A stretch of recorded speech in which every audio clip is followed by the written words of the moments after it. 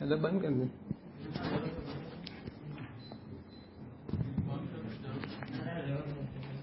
अरे सफोकेशन हो जाता है। नीलेश भाई का है प्रश्न। हाँ ना तत् माइक पर नीलेश भाई पूछ रहे ना तत् क्षमते उसका मीनिंग क्या है? फिर भी जो अन्य लोग हैं वो इस बात को एक्सेप्ट नहीं करते। भरत का जो वचन पूरा हो रहा है उसके बाद तो 8 रस की जो स्वीकृति है उसे कुछ अन्य लोगों ने एक्सेप्ट नहीं किया।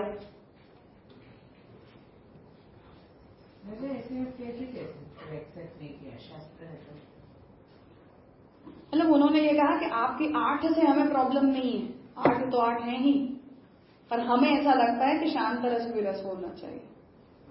ये भी नॉन नेगोशिएबल है ना? नॉन नेगोशिएबल है। नाट्य शास्त्र में इसीलिए उसे नहीं कर पाए तो काव्य में कर लिया। इसलिए उन्होंने ये कहा कि हम जो काव्य शास्त्र के एनालिसिस करेंगे, काव्य के जो एलिमेंट्स हम बताएंगे उसमें हम शांत रस को मानेंगे। ध्वन्यालोक वगैरह में शांत रस मान्य किया गया है। काव्य शास्त्र के कितने एलिमेंट्स होते हैं? हाँ वो लोग 9 मानते हैं। क्योंकि ये अभिनय स्टेज पे दिखाना है, इसलिए वहाँ शांत अगर रहना है तो हम लोग पिक्चर देखने नाटक क्यों जाए? हम न घर में योग समाधि कर लें। इसीलिए वो आया था। तो किसी को स्टेज पे ध्यानस्थ बैठे हुए देखने में आपको क्या मिल रहा है? ये तो आर्ग्यू किया ना कि हम नाटन में शम दम वगैरह साधनाओं का क्या करेंगे? नाट्य में थोड़ा मारामारी तो होना ही चाहिए। एंटरटेनमेंट है ना, तो अच्छा दिखा के क्या एंटरटेन करोगे? फिक्शन चाहिए। हाँ तदुक्तम मम्मट विश्वनाथ निशंक शारंग देवादि भी। तो मम्मट विश्वनाथ और निशंक शारंग देव इन लोगों ने काव्य के एलिमेंट में जो बातें स्वीकारी हैं उसे अब यहाँ डिस्कस कर रहे हैं कि उन्होंने शांत रस को कैसे जस्टिफाई किया है, क्योंकि वो भी तो आर्ग्यू कर रहे हैं ना इस विषय में कि हम इस तरह से शांत रस को मानेंगे। निर्वेदस्य प्रथमम अनुपादेयत्वेपि उपादानम व्यभिचारित्वेपि स्थायिताभिधानार्थम निर्वेद स्थायी भावो अस्ति शांतोपि नवमो रसः। तो निर्वेद जो है वो शांत रस का स्थायी भाव कहा गया है। तो किसी भी वस्तु के विषय में द्वैत भाव मूलिका जानकारी का न रखना, वैराग्यवान होना, किसी को भी अपने आप से जुड़ा हुआ न मानना, एसोसिएटेड न समझना, वो निर्वेदता है। तो हम कुछ नहीं जानते, हमें इन बातों से कोई लेन देना नहीं, इस प्रकार का माइंडसेट। तो वो कह रहे हैं कि प्रथमम अनुपादेयत्वेपि उपादानम व्यभिचारित्वेपि स्थायिता अभिधानार्थम। जो पहले जो बातें आई हैं उसके हिसाब से निर्वेदता जो है वो अनुपादेय है, उपपन्न नहीं होती, उपादेय नहीं होती। फिर भी उसे अगर आप व्यभिचारी कह देते हो तब भी निर्वेद की स्थायिता में कोई डाउट नहीं है। अर्थात आप उसे कोई एक रस के कॉन्टेक्स्ट में व्यभिचारी कह सकते हो। जैसे फॉर एग्जाम्पल वीर रस में करुणता का भाव व्यभिचारी हो गया, पर तो वो वीर के कॉन्टेक्स्ट में हुआ ना, उसका ये मतलब थोड़ी है कि हम करुण को रस ही ना कहें। तो ऐसा नहीं है पॉसिबल कि 8 रसों में कोई भी एक दूसरे के प्रति व्यभिचारित न होते हो। तो किसी का किसी में व्यभिचार तो होगा ही होगा, पर फिर भी हम उन्हें स्वतंत्र रूप से रस के रूप में मानते हैं कि नहीं मानते हैं? मानते हैं। तो वीर भी एक रस है और करुण भी एक रस है। वीरता का स्थायी भाव चल रहा है, उसमें करुणता का आना व्यभिचारी हो जाएगा, पर इंडिपेंडेंटली किसी को करुण रस की अनुभूति हो रही है तो हम उसे थोड़ी कोई व्यभिचारी कहेंगे। उस तरह से पहले बताई हुई प्रक्रिया में अनुपादेय होते हुए भी, उपादान के प्रति व्यभिचारी होते हुए भी निर्वेद का जो भाव है उसकी स्थायिता जो है वो सिद्ध है, एस्टैब्लिश्ड है। अर्थात जो व्यक्ति उस प्रकार की निर्वेदता का अनुभव करता है वो फॉर एवर निर्वेदता का अनुभव करता है।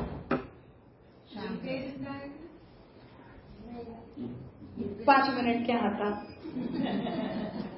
निर्वेदता का मतलब होता है किसी वस्तु के बारे में अपने आप को एसोसिएटेड न समझना, जुड़ा हुआ न समझना। अद्वैत अनुभूति, ओवरऑल वैराग्य। तो ये आर्ग्यू कर रहे हैं कि निर्वेदता जो भाव है उसके स्थायी होने में कोई शंका नहीं है। अर्थात मानो कोई व्यक्ति समाधि की अवस्था पर पहुंच गया और वो ऐसे निर्वेद भाव का अनुभव कर रहा है तो वो आजीवन करेगा, मरेगा तब तक वो निर्वेदता का अनुभव करेगा ही करेगा। तो बहुत कम केसेस ऐसे होते हैं जिसमें वैराग्य खंडित हो जाता है, क्या भैया वापस लौट कर आ गए या वापस कहीं न कहीं राग लग गया। पर जो सिद्ध होते हैं उन लोगों में वो वैराग्य एक बार प्रकट हुआ तो वो हमेशा के लिए उनमें वो वैराग्य रहता है। तो स्थायीता जो है उसका विधान होता है, वो सिद्ध है। निर्वेद स्थायी भाव अस्ति शांतोपि नवमो रसः। तो निर्वेद का भाव यदि एक स्थायी भाव के रूप में सिद्ध हो रहा है तो शांत को भी नवमे रस के रूप में हमें मान लेना पड़ेगा। शांत का स्थायी भाव निर्वेद है, निर्वेद स्थायी भाव है और शांत उसका रस है। अब दूसरा, इति अष्टौ रसाः शांतः तथा मतः। तो 8 रस हैं, उनमें हम शांत को भी मानते हैं। ये एक दूसरा ओपिनियन आ गया, कोटेशन नीचे बताए हुए हैं। असंगीत रत्नाकर जो है वो ये कहते हैं, शांतस्य शम साध्यत्वात् नटे च तद असंभवात् अष्टौ एव रसाः नाट्येषु इति केचित् अचुचूदन्। तो शांत जो है वो क्षमता को सिद्ध करवाने के लिए होने के कारण नाटन में क्षमता असंभवित है। नाटन में कहीं भी कोई शांत नहीं हो सकता है, इसलिए 8 ही रस नाट्य शास्त्र में मान्य है, ऐसा कुछ लोग कहते हैं। तद अचोद्यम यतः किंचित नरसम स्वदते नटः सामाजिकास्तु लिहते रसान पात्रम नटो मतः ते शुद्ध हृदयाः शांतम स्वविभाव विभावितम। तो उन्होंने जो बात कही कि कुछ लोगों को, जो लोग नाटन देखने के लिए जाते हैं, जो सामाजिकों को प्रसन्न करने के लिए किया जाता है। नाटन कोई क्यों करता है? तो जो लोग होते हैं उन्हें एंटरटेन करने के लिए किया जाता है, उनको खुश करने के लिए किया जाता है। उसमें इस रस की कोई आवश्यकता नहीं होती है। तो उस वजह से रसान पात्रम नटो मतः, इसलिए रसों को नाटन का पात्र कुछ लोगों ने माना है कि रस की एनालिसिस केवल अभिनयार्थ होती है, नाटन के लिए होती है। ते शुद्ध हृदयाः शांतम स्वविभाव विभावितम। पर जो शुद्ध हृदय वाले होते हैं उन लोगों को अपने ही भाव से भावित शांत रस की अनुभूति होती है। वो किसी अभिनय के लिए शांत रस को नहीं लाते हैं। तो शांत रस जो होता है वो स्वविभाव विभावित होता है। मैं खुद ही शांत रस का अनुभव करती हूँ और अपने लिए करती हूँ। मैं किसी दूसरे को अपने शांत रस को दिखाना नहीं चाहती हूँ कि देखो मुझे कितनी शांति है। तो वो अभिनयार्थ नहीं होता है, इसलिए उसका स्वीकार नाटन में नहीं किया गया है। करके नाट्य शास्त्र को अलग करके इन तीनों विचारकों ने उसे काव्य में एक्सेप्ट किया है। नारायण देव जी ने काव्य में लिया, मम्मट ने भी लिया और विश्वनाथ ने भी लिया, तीनों ने लिया। ठीक है, प्रमाण है केवल इस बात को बताने के लिए कि अपने शास्त्र में उन्होंने उसे इनकॉर्पोरेट किया है। तो यदि वो अपने शास्त्र में कर सकते हैं तो उस तरह अपने शास्त्र में हम भी कर सकते हैं। फिर से वही अशिष्टता वाली बात ना आए, इसलिए कि हमसे पहले भी इन लोगों ने अपने अपने शास्त्रों में किया तो हम भी कर सकते हैं, हमें मना नहीं करना। पूछ रहे हैं कि on that basis can we say that bhakti is not to be shown to others? वही फिर से मतलब मैं ऐसा समझी इनका कहने का कि जैसे शांत रस हम दिखाने के लिए नहीं है, उस संदर्भ में लग रहा है कि on that basis we say that bhakti is not to be shown to others। ऐसा क्वेश्चन है। फिर से प्रपोर्शन की बात जाएगी ना, शांत रस में भी वही जाएगी। फिर बुद्ध ने क्यों उसका प्रोपोगेशन किया? जो महाप्रभु जी जब ये कहेंगे कि अहम निरुद्धो रोदेन निरोध पदवीम गतः, तो फिर इस वाक्य को हम क्या लेके जाएंगे? क्योंकि अगर आप नहीं दिखाते हो तो वो अनुभूति है अभावतः वाली बात आ जाती है कि किसी को कभी भक्ति रस की अनुभूति हुई ही नहीं है, कोई उदाहरण ही नहीं मिलते हैं। सेल्फ रिलिशमेंट के लिए नहीं दिखाते थोड़े, दूसरों को समझाने के लिए दिखाना है। सेल्फ रिलिशमेंट आप करो ना, उससे दुनिया को क्या। तो हम कोई एक व्यक्ति के एक्सपीरियंस को एक कैटेगरी क्यों दें? मुझे जो फील हो रहा है उससे मैं तो खुश ही हूं। मुझे थोड़ी ऐसा चाहिए कि मुझे उसे कोई कक्षा का नाम देना है। अगर आपको देना है तो उसका मतलब कि आपका इंटेंशन अनक्लियर है, फिर आप किस लिए कर रहे हो। पर फिर से यही प्रश्न कि हमें भक्ति को रस क्यों सिद्ध करना है? क्योंकि हम उस अनुभूति को शेयर करते हैं, शेयर वर्दी मानते हैं, तभी वो मार्गायित होती है, वरना मार्गायित ही नहीं होती है। तो ये मुझे ऐसा फील हो रहा है कि शेयर करना ओनली एट आचार्य लेवल एप्लीकेबल हो सकता है, not every level. On each and every level we have some rules and regulations for sharing anything. जैसे हम संग करते हैं तो संग से हमारी भक्ति बढ़ती है, तो शेयर करेगा तब तो बढ़ेगी ना। वही हुआ रस प्रकट किए जाए। फिर मैं वही कह रही हूँ कि हम उस बाउंड्री लाइन को हमने अभी तक ड्रॉ नहीं किया है, पर हमें पता है कि इसमें एक बाउंड्री लाइन होती है। कहाँ बताना है, किसने बताना है, वो हम करेंगे। समस्या यहाँ ये बन रही है, जो बात पूर्व पक्षी ने कही थी कि हम तो रस का विवेचन केवल नाटन के लिए करते हैं। आप भक्ति का नाटन एक्सेप्ट करोगे? नहीं करेंगे, क्योंकि हम वहां ये कह देंगे कि ये तो दम्भ हो गया। तो पूर्व पक्षी ने इसलिए हम पर यह आक्षेप लगाया कि आपको भक्ति रस मानने में ज्यादा समस्या होनी चाहिए, आप क्यों जिद कर रहे हो भक्ति को रस मानने के लिए। ये हम पर बात आई थी। तो यहाँ ये प्रॉब्लम आ रही है कि पूर्व पक्षी ये कह रहा है कि हमने रस का विवेचन नाट्य शास्त्र में केवल अभिनयार्थ किया है, और अभिनय के फ्रेमवर्क में जो कुछ भी सेट नहीं होता उसे हम रस नहीं मानते। इसलिए हम शांत को भी रस नहीं मानते, क्योंकि वो अभिनयार्थ नहीं होता। हमने इस बात को इस तरह से रिस्पॉन्ड किया कि हाँ ठीक है, हम इस बात को मानते हैं, पर आपके क्लॉज में भी ये बैकड्रॉप हमें फिर भी दिख रहा है कि क्रोध को और विस्मय को भी आप पूरी तरह से स्टेज पर शो नहीं करते, पर फिर भी उसकी रसरूपता तो आप मानते हो। ये एक आर्ग्यूमेंट है। दूसरी आर्ग्यूमेंट यहाँ ये है कि ठीक है, हम नाट्यशास्त्र में उसका उपयोग नहीं है या उसका विनियोग नहीं है, उस दृष्टि से वहां हम अपना हाथ नहीं डालना चाहते। पर मम्मट, विश्वनाथ वगैरह ने काव्य शास्त्र में शांत रस को क्यों एक्सेप्ट किया? क्योंकि नाटक में उसका उपयोग नहीं है, पर काव्य में उसका उपयोग है। उस तरह से हम ये कहेंगे कि हम अपने शास्त्र के बल पर इस बात को कह रहे हैं, तो उसमें विरोध नहीं होना चाहिए। पर्पस बदल देंगे हम, व्याख्या नहीं बदलेंगे, कंसेप्ट नहीं बदलेंगे। इतना हमने अब तक किया है, पूरा नहीं हुआ है।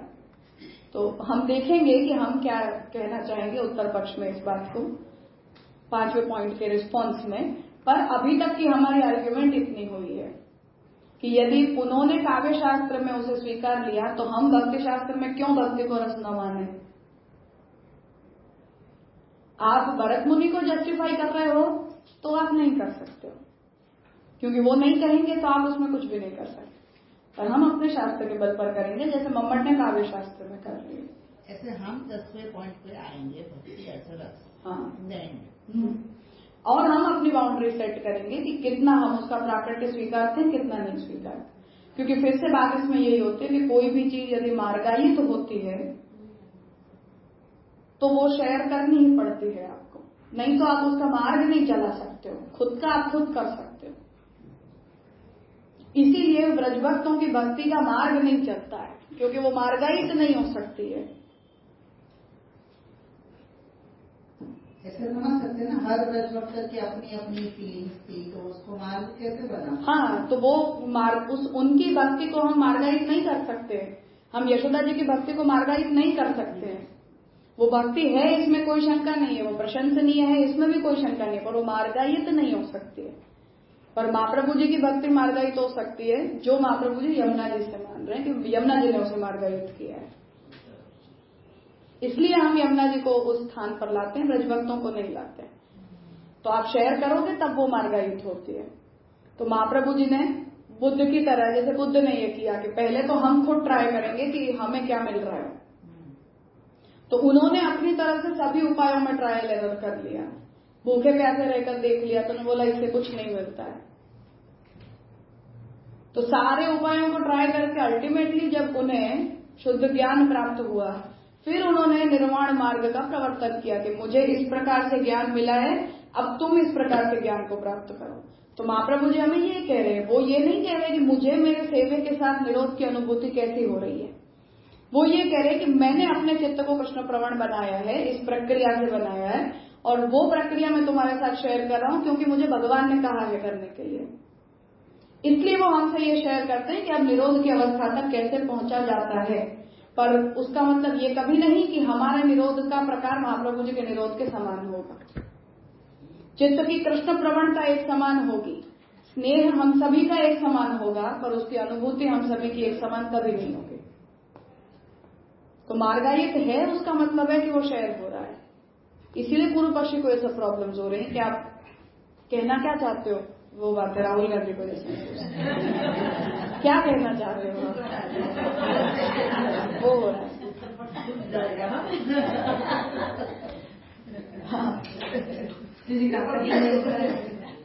राहुल गांधी ने ऐसा कहा था कि जब इनका जो प्रश्न है तो कला पक्ष जब आता है, जब अभिनय की बात आती है, जब स्टेज आता है, तो जैसे हमारी पिछवाई है तो वो भी ड्राइंग रूम में भी लगती है, तो वो कहीं भी है, तो क्योंकि वो कला है तो कला तो कहीं भी लग सकती है, और वो नदी के प्रवाह के बराबर है। अगर नदी का प्रवाह आपने रोक दिया तो वो तालाब जैसा बन जाए तो वो पानी में से बांस आती है। तो ये भी एक कला है। आपको भक्ति जो है, स्टेज पे आप मीराबाई का भजन दिखाते हैं तो आपका कोई और पर्पज नहीं है, कला का पर्पज है। नरसिंह मेहता है, अष्ट सकार के पद है, तो वो आप कला के लिए वहां दिखा सकते हो, उसमें कोई नहीं। अगर वो आपने कल बताया कि वो बेचने की बात आती है तब वो कुछ भी नहीं। ऐसे शरद राव ने भी यही चीज बताई थी कि जैसे बहुत संगीत के क्लास होते हैं तो कोई शास्त्रीय सीखता है, कोई सेमी क्लासिकल सीखता है, कोई कीर्तन भी सीखता है, तो उसमें कोई दिक्कत नहीं है। उनका जो क्वेश्चन है ना, जिसने पूछा है, तो काका जी ने ये बताया था कि जब तक कला का पक्ष है तो वो आप दिखा सकते हैं, भाव का नहीं। हाँ, पर किसी को अगर वो दिख जाता है तो वो उनकी रस निष्पत्ति हो गई। करने वाला, जैसे हमको राम दिखते हैं, महाभारत सीरियल के कृष्ण हमको कृष्ण लगते हैं, तो वो उनका कला का पक्ष एकदम मजबूत।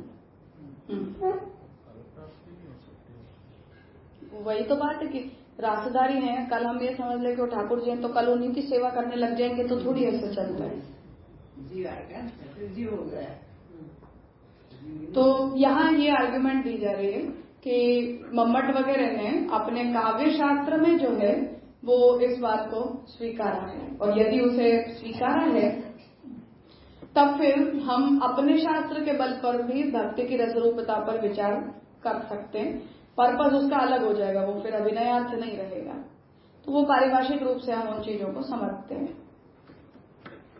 साहित्य दर्पण हेतु स्फुटम चमत्कारितया वत्सलं चरसम विदुः स्थायी वत्सलता स्नेह पुत्रादि आलम्बनम मतम।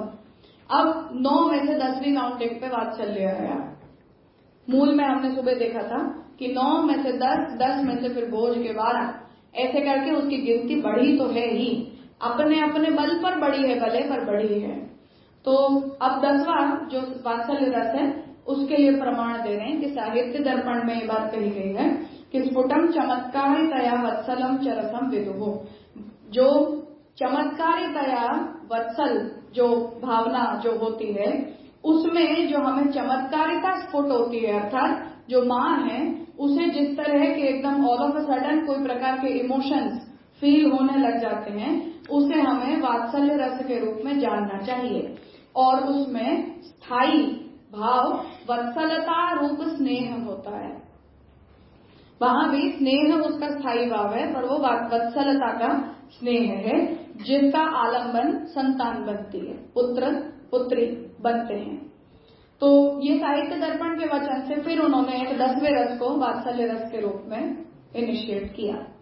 इति वात्सल्य भावस्यापि रसत्वम उपपादितम। तो इस प्रकार वात्सल्य का जो भाव है उसकी भी रसरूपता को साहित्य दर्पण में बोला गया है। मूले को द्वादश रसवादिनो भोजस्यापि मते भक्ते रसत्वस्य अगणितत्वादेव न कुत्रचिदपि तस्य रसत्वांगीकारोपलम्भात्। अब क्या प्रॉब्लम हुई कि 9 हो गए, 10 हो गए, 10 में से भोज ने 12 की भी गिनती कर ली, पर 12 तक में भी उन्होंने कहीं भक्ति को फिर भी रस नहीं बोला। तो मूल में जो बात पूर्व पक्षी आर्ग्यू कर रहा है वो ये है कि द्वादश रसों को मानने वाले जो भोज हैं उनके मत में भी भक्ति की रसरूपता गिनी नहीं गई है, इसलिए कहीं भी उस रसरूपता का अंगीकार नहीं किया गया होने से अपूर्वमेव इदम विधानमिति आरंभे आक्षेप्तम समुपपादितम। इसलिए आपका भक्ति रस के संदर्भ में जो विधान है वो अपूर्व है, पहले कभी कहा नहीं गया है, ऐसी कोई नई बात आप बोल रहे हो। ये जो आरंभ में हमारे ऊपर आक्षेप लगाया गया था उसे यहाँ अच्छी प्रकार से उन्होंने उपपादित किया, उसे एस्टैब्लिश कर दिया कि हाँ हम क्यों मना कर रहे हैं भक्ति को रस मानने में। तो उसके पीछे जो 5 आर्ग्यूमेंट पूर्व पक्षी दे रहा है वो 5 के 5 आर्ग्यूमेंट्स को उन्होंने अच्छी प्रकार से यहाँ बता दिया अपनी तरफ से। ये वात्सल्य रस को चमत्कार के साथ कैसे जुड़ा? नहीं, जैसे एक स्त्री है, एक दिन उसे पता चलता है कि उसे बच्चा जन्मने वाला है और उसी दिन से उसमें ऑल ऑफ अ सडन वात्सल्य प्रकट हो जाता है, जब तक वो बच्चा पैदा नहीं हुआ तब भी, बिना देखे भी। तो हम कल तक कुछ थे और अचानक से हमारे अंदर वो इमोशन जग गया, तो वो चमत्कृति है उसकी।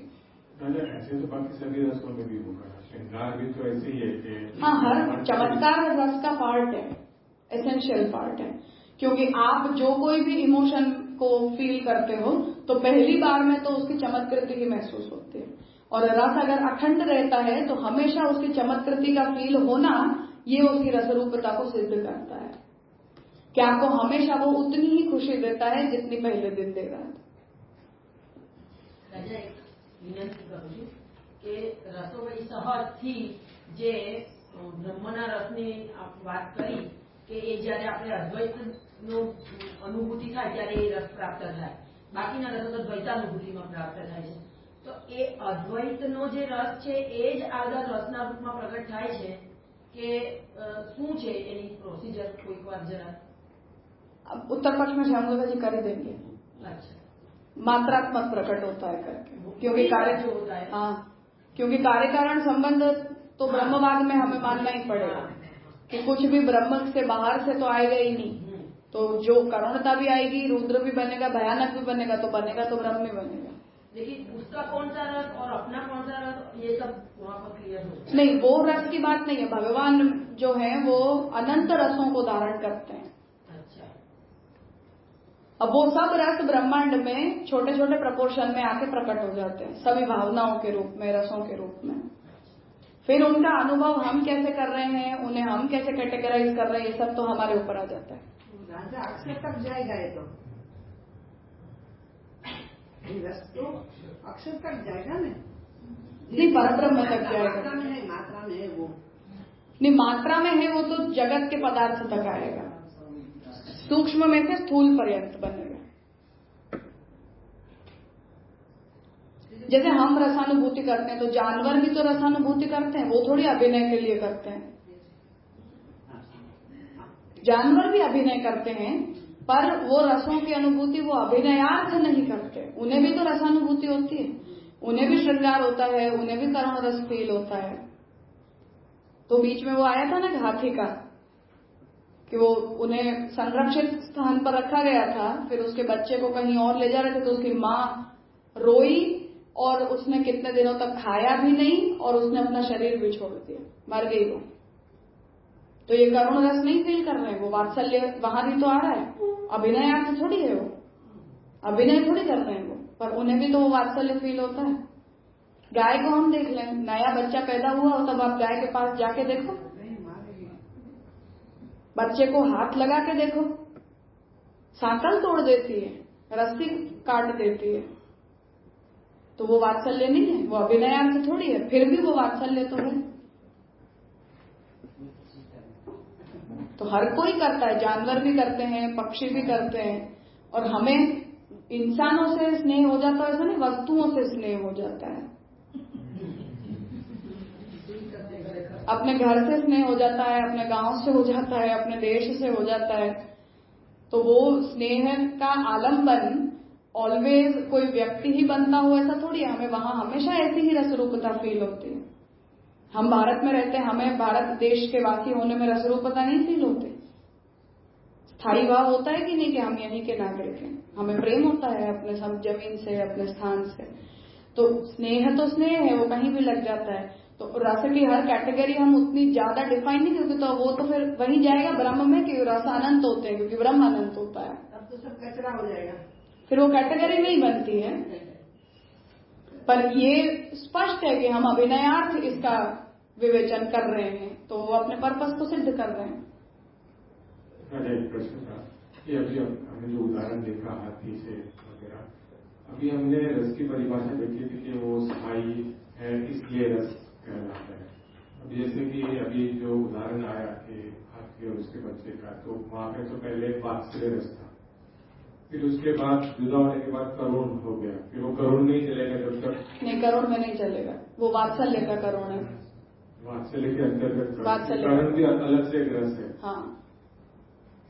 और राजा फिर रामचंद्र जी के हम उसमें उदाहरण में देख रहे थे कि वहां पे करुण चल रहा है, तो वहां पे फिर श्रृंगार था, लेकिन करुण कैसे? क्योंकि रामचंद्र जी और सीता जी के तो हम देखें तो एक प्रकार का श्रृंगार रस के अंतर्गत ही करुण रस हुआ ना। अगर पर उसके अलावा भी तो रामचंद्र जी की कितनी सारी करुणता है। एक राजा की करुणता है, पुत्र की करुणता है, भाई की करुणता है, पति की करुणता है।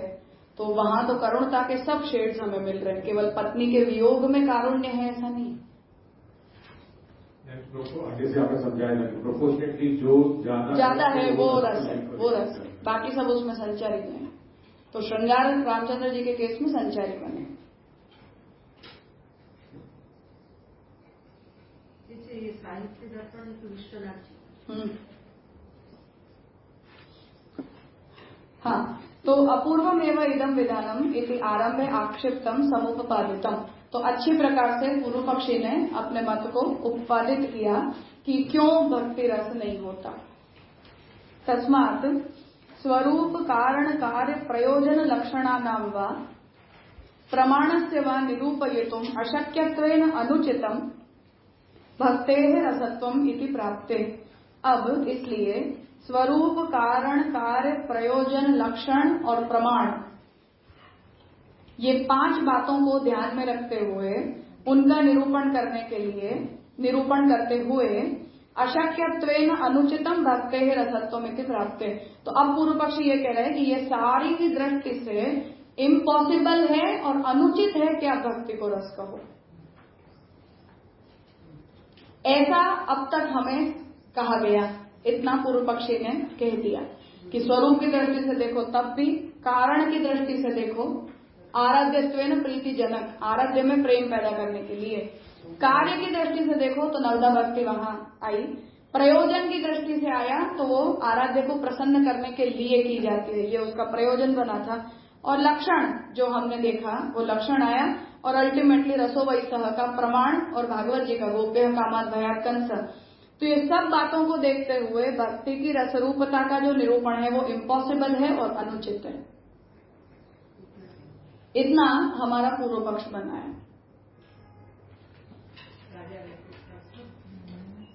स्वरूप कारण कार्य प्रयोजन लक्षण और प्रमाण, ये 6 एलिमेंट्स बने।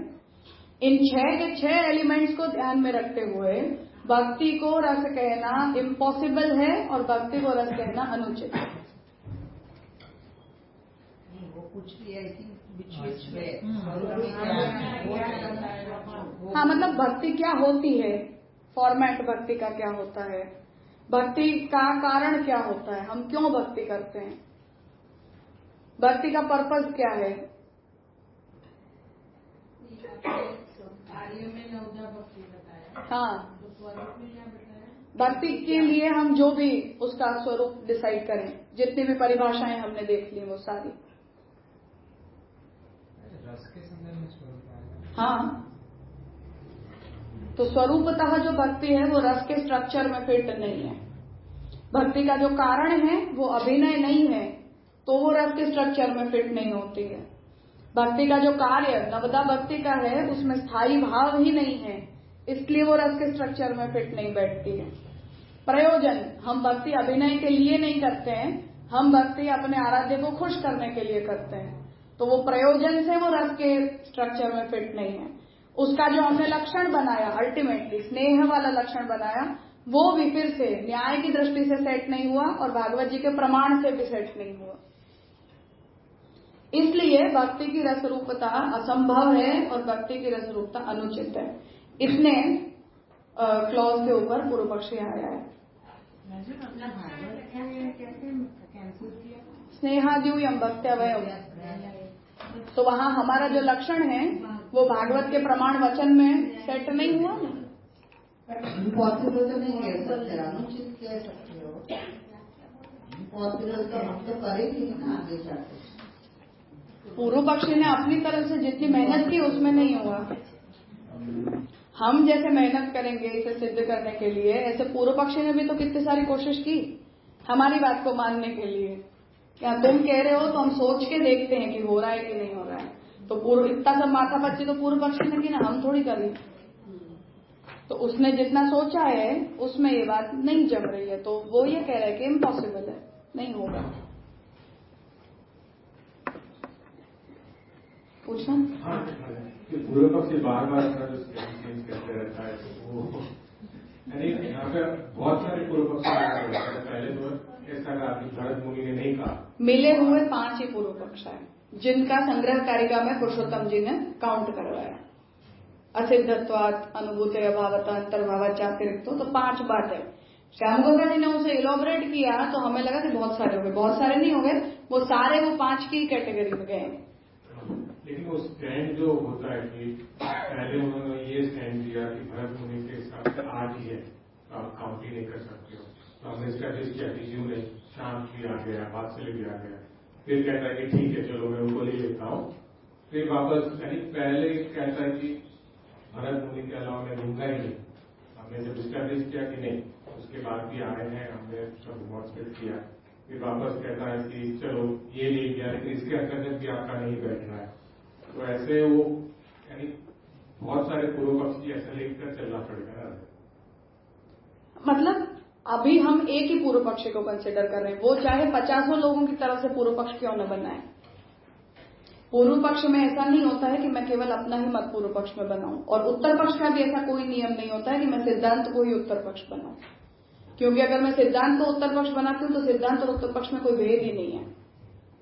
तो उत्तर पक्ष आर्ग्यूमेंट ही होता है केवल, चाहे शंकराचार्य जी की आर्ग्यूमेंट आ जाए, चाहे रामानुज की तरफ से हम आर्ग्यू कर जाएं, चाहे न्याय से हम आर्ग्यू कर जाएं, तुम्हें गलत प्रूव करना, बस यही उत्तर पक्ष का टारगेट होता है। सिद्धांत अलग वस्तु है फिर कि हम क्या करेंगे। पूर्व पक्ष भी वही करता है कि तुमको गलत, बस कुछ भी है, हम तुम्हें गलत कहेंगे, चाहे कोई का मत क्यों न हो। पूछ रहे हैं कि पूर्व पक्षी का कोई उत्तर आया तो यही होगा ना जो आगे उसने उत्तर दे दिया कि हम भक्ति को रस नहीं मानते, यही उसका कंक्लूजन है पूर्व पक्षी की तरफ से। 5 प्रकार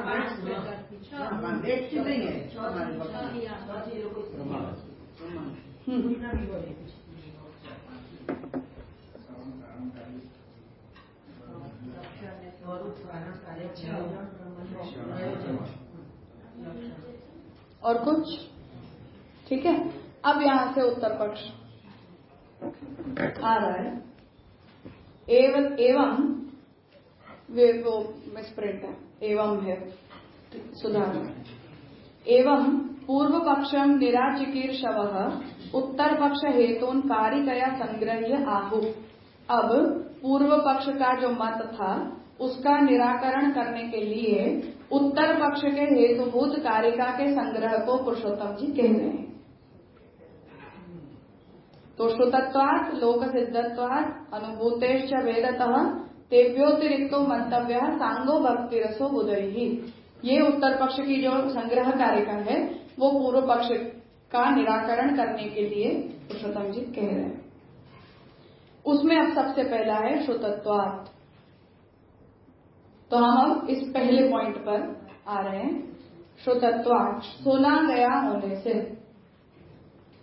इत्यादि न यत् तावत् पूर्व पक्षिणा उक्तम लक्षण प्रमाण अभिनय अशक्यतया भक्तेः रसत्व अनुपपत्ति ही। पूर्व पक्षी ने सबसे पहले क्या बोला था कि लक्षण प्रमाण और अभिनय की दृष्टि से असंभव होने के कारण भक्ति की रस रूपता अनुपपन्न है।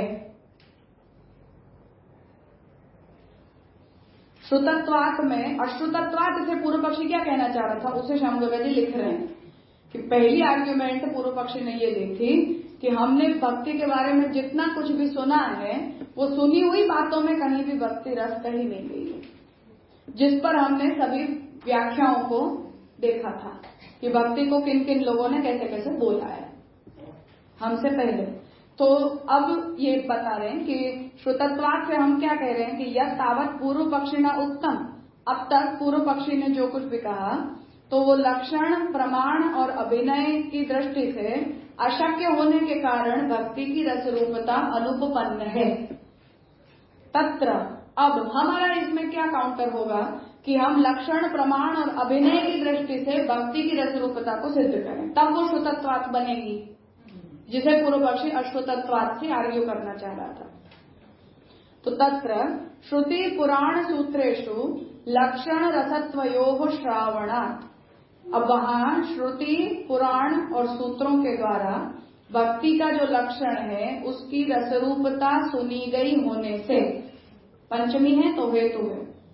लोकेपि रघुवंश कुमार संभवादि काव्येषु कालिदासादि कविभिः राम कृष्ण शिवादि अवतार लीलानांच, लोक में भी, अब हम शास्त्रों में जो सुना है हमने वो हमने पहले संग्रह है, ये संग्रह, अब इसके डिटेल आगे आ जाएंगे।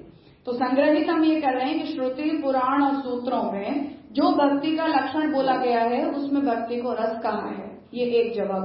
दूसरा, हम यदि लोक में देखें, शास्त्रों में भी ना देखें, लोक में भी यदि हम देख लें तो रघुवंश कुमार संभव वगैरह जो काव्य हैं वहां कालिदास वगैरह कवियों ने राम कृष्ण शिव वगैरह की अवतार लीला का जो वर्णन किया है, और भासादि नाटककार ही अपि, और भास वगैरह ने जो नाटक लिखे हैं वो नाट्य लेखक हैं, तो उन्होंने जो नाटक लिखे हैं उन्होंने भी तद अभिनयार्थम, भक्ति का अभिनय करने के लिए नाटक विरचनात् च, नाटकों को लिखा होने से, तथा विध चित्र पदाद्युपलम्भाद अपि, उस प्रकार के चित्र पद वगैरह भी प्राप्त होते होने के कारण तज्जन्य विलक्षण रसानुभूते है आस्वाद्य मानतोपलम्भात च, उससे जन्य मतलब कि काव्य से जन्य, नाट्य से जन्य, शास्त्र की लक्षण से जन्य, तीनों से जन्य जो विलक्षण रसानुभूति का आस्वादन होता आया है उसके बहाने, उपलम्ब मतलब उसके नाम पर, उसके नाम से भी, च अपि विभाव अनुभाव संचारी भाव निष्पाद्यो भक्ते स्थायी भावो विलक्षणो अनुभूयत एवं इति समुदितार्थः। तो उससे जन्य, तज्जन्य विलक्षण रसानुभूति के आस्वादन के उपलम्ब से भी विभाव अनुभाव संचारी भावों से निष्पद्य भक्ति का एक विलक्षण स्थायी भाव अनुभूत होता है, ऐसा अच्छी प्रकार से कहा गया है। ये हमारा श्रुतत्वात् का मतलब है कि हम जब श्रुतत्वात् बोल रहे हैं तो हमने भक्ति की रसरूपता कहाँ कहाँ सुनी, किसने किसने कही, स्पष्ट है। कालिदास का तो वो रघुवंशम और कुमार संभव प्योर क्या रामचंद्र जी और शिव का, हाँ बिल्कुल, भास के नाटकों में भी खूब है, वो तो कोई डाउट ही नहीं है। तो अब महाप्रभु जी ने यहाँ उसका संकलन कर दिया, लक्षण प्रमाण अभिनय, अभिनय भी भक्ति का हो सकता है। नाटक लिखे इसलिए जाते हैं क्योंकि आपको उसे शो करना है, नहीं भक्ति की बात चल रही ना। हाँ, तो भास ने अगर अपने नाटक में भक्ति को दिखाने के लिए कुछ डायलॉग्स लिखे हैं तो उसका क्या मतलब है कि आप उन डायलॉग्स के द्वारा स्टेज के ऊपर उस भक्ति को दिखा सकते हो। लेकिन जब मैं यही क्वेश्चन है मेरा कि स्टेज पर चलो कोई हनुमान जी का देख लेते हैं तो दास भाव में प्रकट होता है, उसमें भक्ति वो रस कहाँ से प्रकट होता है? रस और भाव में तो हमारे में ऐसा भाव आ जाता है कि इसका दास्य देखो कैसा है, रस कैसे उसको बोल सकते हैं? तो भाव ही तो रस के रूप में बाहर निकलता है। भाव इंटरनल होता है, उसकी निष्पत्ति रस के रूप में होती है। फॉर एग्जाम्पल, स्टेज के ऊपर हनुमान जी और रामचंद्र जी का जो चरित्र चल रहा है उसे देखकर हम रो दिए, तो रस निष्पत्ति हो गई ना। वो भाव नहीं बोलते, उसको रस बोलते। भाव तो अंदर आया आपके हृदय में, जिस वजह से आंख में से आंसू निकले। आंसू क्यों निकले आपकी आंखों से? क्योंकि आपने उसे महसूस किया जो हनुमान जी और रामचंद्र जी दिखा रहे हैं, वो रस है। हाँ, वो भाव है। जो महसूस आपने किया वो भाव है। अब आंखों में से आपके आंसू निकल गए, आंसू रस नहीं है, आंसू अनुभव है, पर वो निकलने की प्रक्रिया रस को प्रूव करती है। अच्छा, वो रसानुभूति को प्रूव करती है। वो रस मात्रा में नहीं कही जाती, वो रस निष्पत्ति कहते हैं उसको, रस निष्पत्ति। वो मात्रा में ही होगी है। अरे चाहे जो हो, हुई कि नहीं।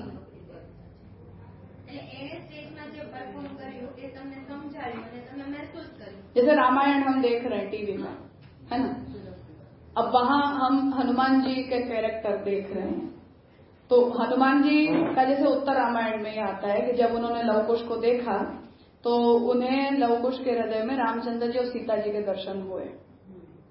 फिर उन्होंने उन दोनों से जाके पूछा कि तुम्हारे माता पिता का नाम क्या है? तो उन्होंने कहा कि हमारी माता तो यहाँ रहती हैं, हमारे पिता जो है वो कोई देव हैं, हम जानते नहीं है वो कौन है। तो हनुमान जी ने बोला कि मेरा हृदय झूठ नहीं बोल सकता है, मुझे भरोसा है कि आप रामचंद्र जी के पुत्र हो। ये भक्ति है कि नहीं है? क्यों लक्ष्मण जी को पहचान में नहीं आए?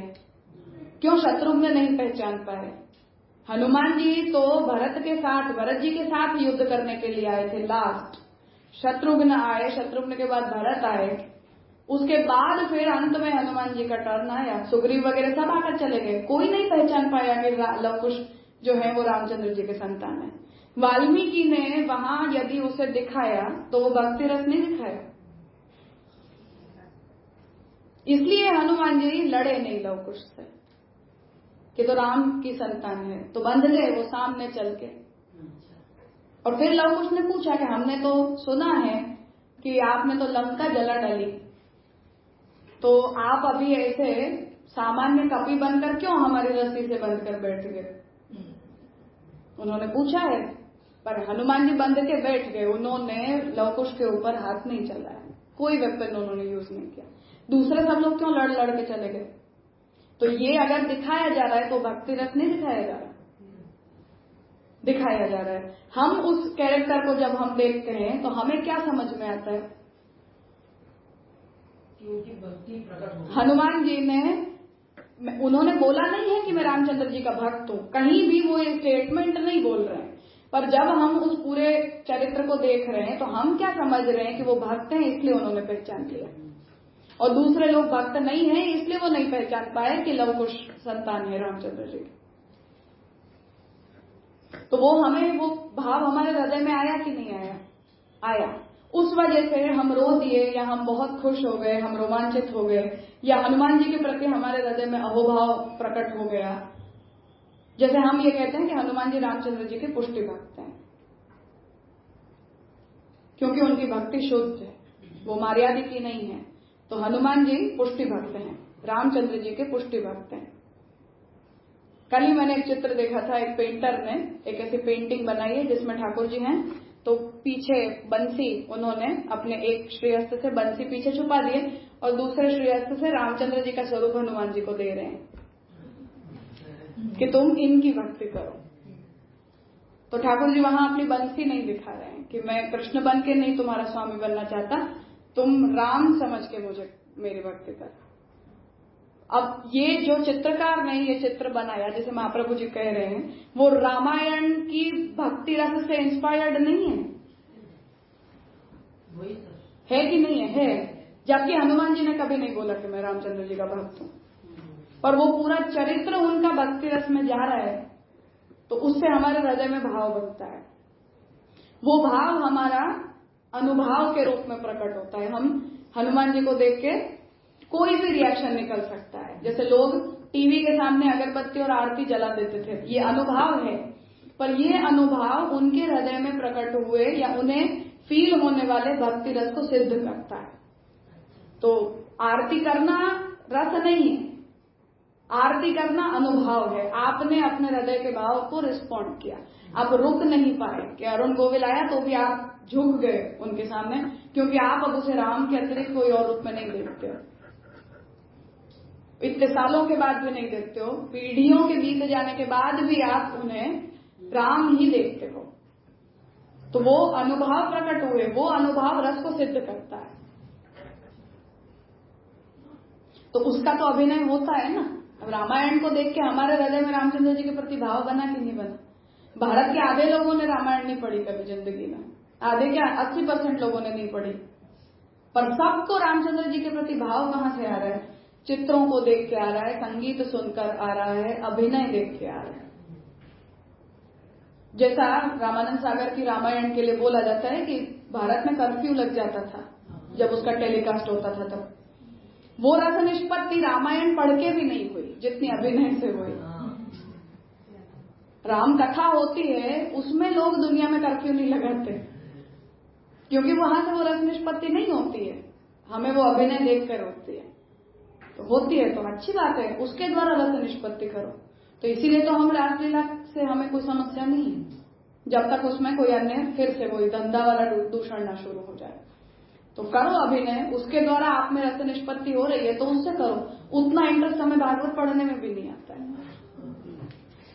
जबकि वो फिक्शन होता है, उसके डायलॉग्स फिक्शन होते हैं, शुद्ध नहीं होते, फिर भी वो महाप्रभु जो बता रहे कि वो रस निष्पत्ति उससे होती है। तो चित्र से होती है, संगीत से होती है, अभिनय के द्वारा होती है। अच्छा, इसमें है ना भक्ति रस में पेज नंबर 64 में इसमें बताया कि भागवतकार ने श्री कृष्ण के नटवर स्वरूप जो है, तो पूरे जो 10 इसमें 10 लिखा है, 10 रस है, उसकी किस तरह से भगवान जब बरहा पीड़म नटवर बाबू, पर ये मल्ला नाम अश्विनी, हाँ, तो वो जो है ना, ये इसमें आप भक्ति रस में एक बार ये सब पढ़ लेंगे ना तो पूरा पता चल जाएगा। समय देख लेना फिर सब लोग आराम से, यूनिवर्सिटी के लिए जो श्याम प्रकाश ने पब्लिश किया पढ़ाया हुआ वो। राजा આજે રસ નિષ્પત્તિ થાય છે એ ભક્તિથી ભાવિત નહીં કહેવાય ને? सपोर्टिव तो उसे चाहिए ही चाहिए, आपको उसे स्थिर करने के लिए तो अन्य साधन करने ही पड़ते हैं। એટલા વખત પણ જે પ્રકટ થઈ કે જે આંસુ નીકળ્યા તો એ જે એનો ભાવ જે છે એ ભક્તિમાં કાઉન્ટ નહીં થાય? भक्ति में ही काउंट होगा, क्योंकि आपको यदि हनुमान जी की भक्त रूपता अपने अंदर फील नहीं होती है तो आपका वो अनुभव प्रकट ही नहीं हो सकता है। तो वो भक्ति का ही भाव है।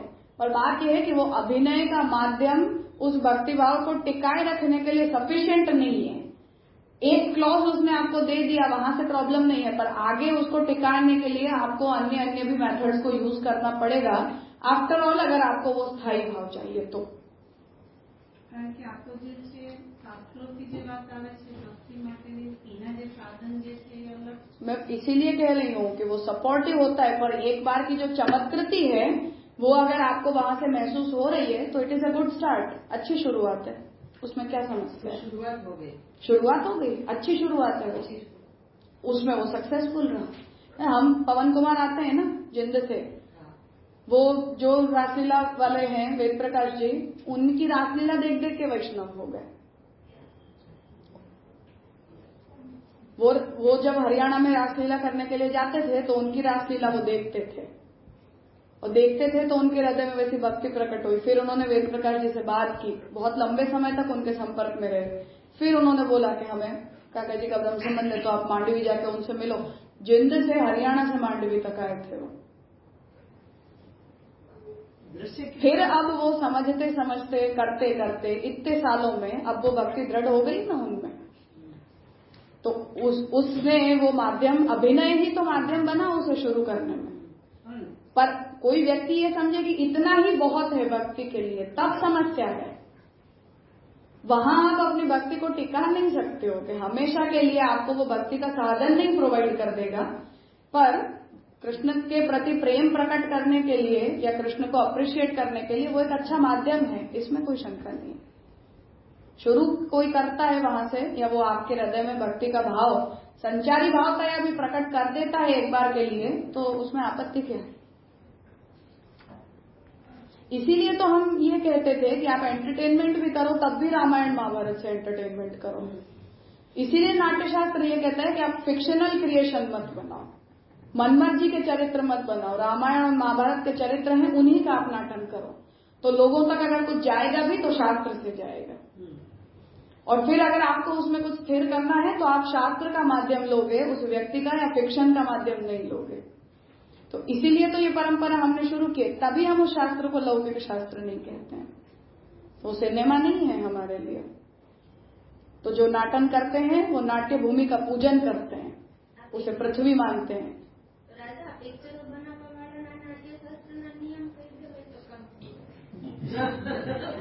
अब हमारे लोग नाट्य शास्त्र को मानते हैं, तो पब्लिक की डिमांड नहीं करती है तो वो कैसे देंगे उसे? तो ग्राहक मिलते हैं तब तो हम लोगों को रामायण नहीं अच्छी लगती, वो आदि पुरुष जैसा कचरा पट्टी अच्छा लगता है, ये कल्कि अच्छी लगती है। और इसमें अश्वत्थामा और अर्जुन को एक दूसरे से कोई लेना न देना, पर आपको कर्ण और अश्वत्थामा अच्छे दिखाने हैं और अर्जुन आपको बुरा दिखाना है। तो ग्राहक ऐसा ही मांगते हैं तो करेगा क्या कोई? उन लोगों का तो काम यही है ना, ग्राहक को खुश करना। तो लोग ही बुद्धि बिना के हो गए हैं तो हम क्या करें? पर हम ये कहना चाह रहे हैं कि नाट्यशास्त्र ने जब ये नियम बनाया कि आपको मनोरंजन की आवश्यकता है, तो मनोरंजन भी आप यहां से करो तो आप तक कुछ अच्छा जाएगा। जैसे हम पैदा होकर आज दिन तक रामायण महाभारत देखकर बड़े हुए, हमने कभी कोई टीवी सीरियल नहीं देखे, कभी कोई कार्टून नहीं देखा। कार्टून भी देखा तो हनुमान जी रामायण वो जापानीज जो बनी थी वो कार्टून देखा, तो हम लोगों ने कभी भी नहीं देखा। तो कुछ अच्छी वैल्यूज आती है ना अपने अंदर। हमें भी एंटरटेनमेंट चाहिए था, हमें भी मनोरंजन चाहिए था, पर मनोरंजन के नाम पर वो कचरा नहीं दिया जाता है। कुछ अच्छा मनोरंजन के नाम पर दोगे तो अच्छी चीजें सीखोगे। तो हमें वो अच्छी वैल्यूज मिली, वहां से कुछ अच्छा सीखने मिला, अच्छा सुनने मिला। तो ये सब जितना भी मुझे समझ में आता है वो ऐसा नहीं है कि मैंने 5 साल की उम्र में रामायण पढ़ी है, रामायण मैंने अब जाके पढ़ी है, महाभारत मैंने 20वीं साल की उम्र में जाकर पढ़ी है। पर उससे पहले तक 10 सालों तक हम दिन में रोज 2-2 घंटा महाभारत देखते थे, रोज के रोज देखते थे। आज तक देखती हूँ मैं, अब भी रोज देखती हूँ। तो ये एंटरटेन, आप अच्छा मनोरंजन लेते हो तो कोई समस्या भी नहीं होती। इसीलिए नाट्यशास्त्र ये नियम बनाता है कि आप उसका उल्लंघन मत करो, पुराण के चरित्रों को लाओ, उसके बेसिस पर आप नाटक लिखो। 2 डायलॉग आपको जोड़ देने हैं तो कोई समस्या नहीं है। तो कालिदास जब लिखते हैं, भास जब लिखते हैं, तो पौराणिक चरित्र होते हैं वो सारे, और वो अपनी मर्यादा में रहकर उनका विवेचन करते हैं, तो आपत्ति नहीं होती है उसमें। अभी आपने बताया ना, तो हम जब प्रोग्राम करते हैं इससे हटके थोड़ी बात पूछ लेती हूँ। हमें भी राम देवता का पूजन करना पड़ता है, और उस वक्त तक कोई समस्या नहीं है। ठाकुर जी का स्वरूप होते हैं, उन्हीं से है वो सब कुछ। कि हमारा जो प्रोग्राम होता है तो हम चारों दिशा, हाँ, क्योंकि वो भूमि है, आप ब्रह्मांड का पार्ट बन के उसको कर रहे हो, तो नाट्यशास्त्र उसे बहुत ऊंची फिलोसॉफी पर लेके जाता है। वो स्टेज कोई 4 दीवारों की इमारत नहीं मानी जाती है, वो ब्रह्मांड माना जाता है जहां आप अपना कार्य करते हो। नाट्यशास्त्र के लिए बहुत बड़ी बात है ये। स्थापन तो डॉक्टर गोपाल का ही करते हैं, जो मुझे बताया था उसी तरह से प्रत्येक देवता का। हाँ, तो उसमें कोई आपत्ति नहीं है। इसमें तो यही भाव रहता है ना कि ये ठाकुर जी सब बने हुए हैं, नहीं, रंगमंच का जो अर्चन है वो उस भाव से किया जाता है कि आपकी जो छत है वो आकाश है, जिस भूमि के ऊपर आप मंचन करोगे वो पृथ्वी है, जो चारों दिशाएं हैं उसके देवता आपको वो करते हुए देख रहे हैं। इसलिए आप जो कुछ भी वहां शो करोगे वो देवताओं के साक्ष्य में करोगे, और आप उनके प्रति जिम्मेदार बन के उसका मंचन करोगे। तो वहां जो मंच को बनाने वाला होता है वो ब्रह्मा की तरह पूजा जाता है, जो उसका स्थापति होता है, जो व्यक्ति वहां उस पूरे आर्ट को डायरेक्ट करता है या जो उस नाटक के पूरे क्रम का जो संचालन करता है, वो संचालक वहां विष्णु माना जाता है। तो भाव हम वहां वही करते हैं, क्योंकि भगवान हमें देख रहे हैं, हम जो कर रहे हैं वो हमें देख रहे हैं। तो आपको शुद्ध मन से करना है, उसे सिद्ध करके करना है, उसे जस्टिफाई करना है। जैसे दृश्य से भी भाव बढ़ता है, सावस होता है, और दृश्य और सावस दोनों मिले तो और बात बनी ना। तो इसीलिए मैं कह रही हूँ, जैसे पवन कुमार को ही हम देख लें तो उनमें वो भक्ति आई ना। वो बात नहीं कर रहे थे। अब शुरू तो उन्होंने भी उसी से किया था। उन्होंने वेद प्रकाश जी से बात की, उनके संग में रहे कितना समय, उनसे थोड़ा बहुत सीखा, पढ़ा, समझा। फिर उन्होंने बोला कि हमें यहाँ से दीक्षा है, आप उनके पास जाओ। तो उनकी निष्ठा में कमी नहीं थी, नहीं तो हरियाणा से मांडवी क्यों आएगा आदमी।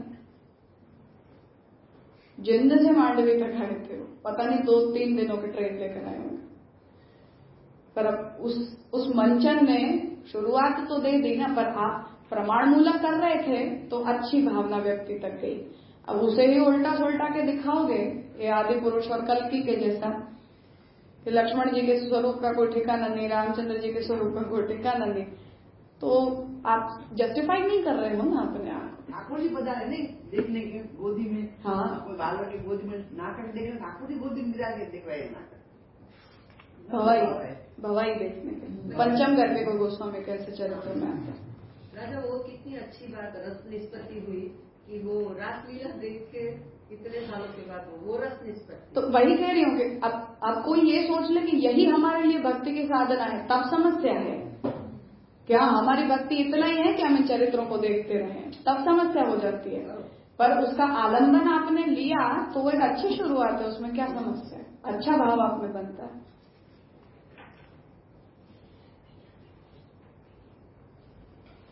मेरी स्कूल फ्रेंड है नास्तिक में से, अब ठीक हो गई है, तो भरतनाट्यम करते करते ठीक हो गई है। तो कुछ परिवर्तन व्यक्ति में खुद में भी आता है।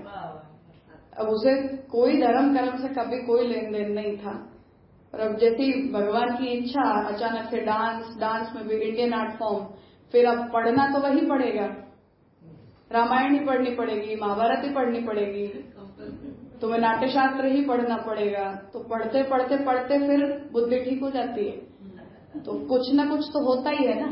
तो व्यक्ति को खुद को भी लाभ हुआ, दूसरों को भी हुआ। तो यहाँ महाप्रभु जी इस बात को कह रहे हैं कि इस तरह भक्ति का स्थायी भाव विलक्षण अनुभूत होता है, ये बात हम सिद्ध कर रहे हैं। तो ये जो श्रुतत्वात् शब्द पुरुषोत्तम जी ने प्लेस किया है, उसका ये सारांश है कि हम शास्त्र के दायरे में और लोक के दायरे में दोनों ही जगह से भक्ति रस की निष्पत्ति को सुनते आए हैं, और हम उसे उस ग्राउंड पर सिद्ध करते हैं कि ऐसा नहीं है कि भक्ति रस को कभी किसी ने कहा नहीं है। यस्तु शांडिल्य नारदादि अभिमतेषु भक्ति सूत्रोक्तेषु लक्षणेषु ऐकमत्यादर्शनात् भक्तेः स्वरूप लक्षण असंभवो दर्शितः सोऽयं निखिल महर्षि प्रतिपादितेषु लक्षणेषु एकमत्य सत्वादेव अनुपपन्नः। अब जो हमने पहले देखा था कि ऋषियों के द्वारा प्रतिपादित जो भक्ति की परिभाषाओं को हमने संकलित किया, तो वहां सब लोगों ने अलग अलग तरह से उसे परिभाषित किया।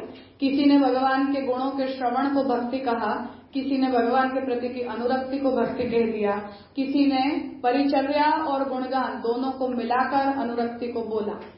तो शांडिल्य, नारद वगैरह के द्वारा अभिमत जो भक्ति सूत्र हैं, क्योंकि शांडिल्य के भक्ति सूत्र मिलते हैं और नारद जी के भक्ति सूत्र मिलते हैं, तो उन दोनों को अभिमत जो भक्ति सूत्र हैं उनमें निरूपित जो लक्षण है भक्ति का, तो दोनों की शुरुआत अथा तो भक्ति जिज्ञासा ऐसे ही होती है कि अब हम भक्ति की जिज्ञासा करते हैं। पर दोनों ने जिस तरह से उसे परिभाषित किया है उसमें हमें परिवर्तन दिखता है, थोड़ा चेंज दिखता है। तो उनके लक्षणों में एकमति अदर्शनात्, एक मति का अदर्शन होने से, दोनों एक ही बात कह रहे हो ऐसा हमें नहीं लगता है।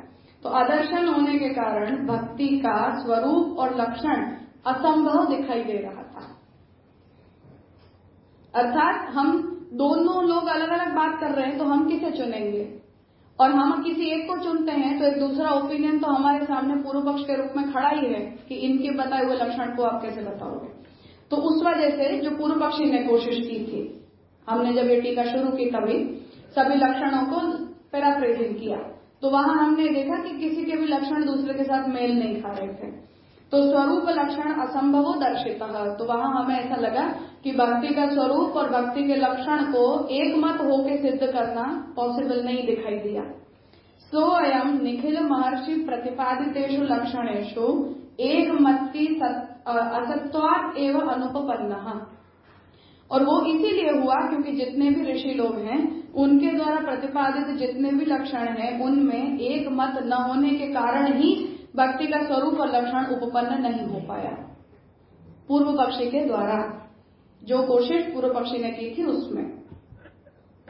तथा ही भक्ति स्वरूप लक्षणेषु एतेषु परमात्मा परमेश्वर भगवान ऋषिकेशः इत्यादि पदैः उद्दिष्टे भक्त्यावलंबन विभावे माहात्म्यातिशयस्य उपपादयितुम्। अब भक्ति स्वरूप के जितने भी लक्षण, फिर से अगर याद नहीं आ रहे तो पहला पन्ना खोल के देख लो, तो वहां सब लोगों ने भक्ति के जितने जितने लक्षण कहे जिनका संकलन किया गया, वहां परमात्मा परमेश्वर भगवान और ऋषिकेश ये 4 शब्द हमें मिले। किसी ने परमात्मा के प्रति भक्ति को बोल दिया, किसी ने वहां परमेश्वर शब्द का यूज कर दिया, किसी ने भगवान कह दिया, किसी ने ऋषिकेश कह दिया। तो इन सभी पदों के द्वारा जो उद्दिष्ट है, किसे आप उद्देश्य बनाना चाह रहे हो इन सभी शब्दों के प्रयोग के द्वारा, तो जिसे भी आप उद्दिष्ट बनाना चाह रहे हो वो आपके भक्ति का आलंबन विभाव है। जो भी उसका उद्देश्य बन रहा है, चाहे परमात्मा शब्द यूज किया, चाहे भगवान किया, चाहे ऋषिकेश किया, पर जो भी शब्द का उपयोग वहां किया गया है उसके द्वारा उद्दिष्ट क्या है कि ये हमारी भक्ति का आलंबन है, आलंबन विभाव है। तो आलंबन विभावे माहात्म्यातिशयस्य उपपादयितुम्, और वहां उनके प्रति जो भी हमारी भक्ति का आलंबन विभाव है उनके अतिशय महात्म्य को बोलने के लिए, उनका उपादन करने के लिए इष्टत्वेन महनीयस्य तस्य च पूजा कथा भजन आदिषु अनुरक्तेः च प्रतिपादनेन।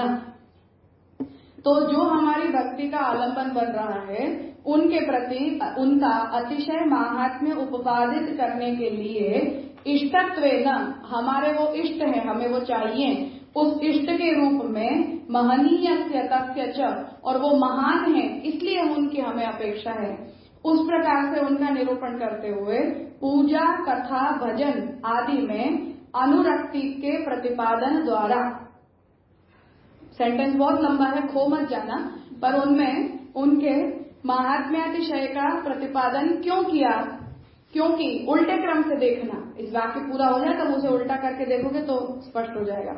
प्रतिपादनेन महात्म्य ज्ञान विषयी भूते, तो उसका मतलब है कि जिनके प्रति हमें, जिनकी पूजा कथा भजन में हमारी अनुरक्ति है वो हमारे महात्म्य ज्ञान का विषय है। हमें उनके महात्म्य का ज्ञान है, इसीलिए हमें उनकी पूजा कथा भजन में अनुरक्ति होती है। तो महात्म्य ज्ञान विषयी भूते तत्र न एकैहि मन इंद्रियादिभिः निरुपदित स्नेहो भक्ति इति लक्षणम लभ्यते। पर इतना तो क्लियर है कि सब लोगों ने इस प्रकार से उन्हें समझाया है, पर परिभाषा में कमी कितनी पड़ रही है कि वहां कोई एक ही मन या इंद्रिय वगैरह के द्वारा निरुपाधिक स्नेह को भक्ति कहा जा रहा हो, ऐसा लक्षण हमें वहां नहीं मिल रहा। पर हमें कॉमन सभी परिभाषाओं में क्या मिल रहा है कि एक हमारा आलंबन विभाव है जिसे हम परमात्मा परमेश्वर भगवान या ऋषिकेश कह रहे हैं, जिनका हम आलंबन ले रहे हैं उनका हम भक्ति के लिए आलंबन ले रहे हैं, इतनी बात सब में कॉमन है। दूसरी बात कि जिनका हमने आलंबन लिया है उनके अतिशय महात्म्य का हमें ज्ञान है, इसलिए वो हमारे इष्ट बन रहे हैं, वो हमारे इष्ट बन रहे हैं, इसीलिए हमें उनकी पूजा कथा भजन में अनुरक्ति भी हो रही है। अब जो कमी है वो केवल इतनी है कि मन इंद्रिय वगैरह के कोई एक विषयभूत निरुपाधिक स्नेह उनके प्रति है या नहीं, इतने लक्षण हमें वहां से नहीं मिल रहा।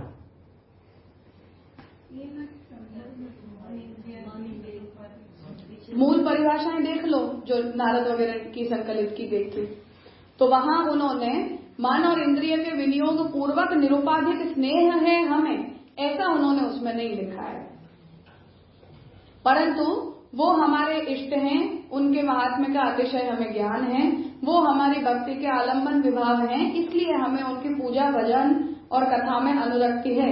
इतनी बात यूनिफॉर्मली सभी लक्षणकार दे रहे हैं। स्पष्ट हो गया? टीका शुरू हो रही है वहां,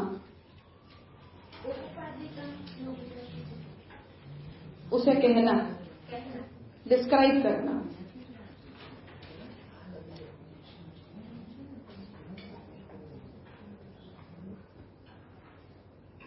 मिल गई टीका जहां से शुरू हो रही है?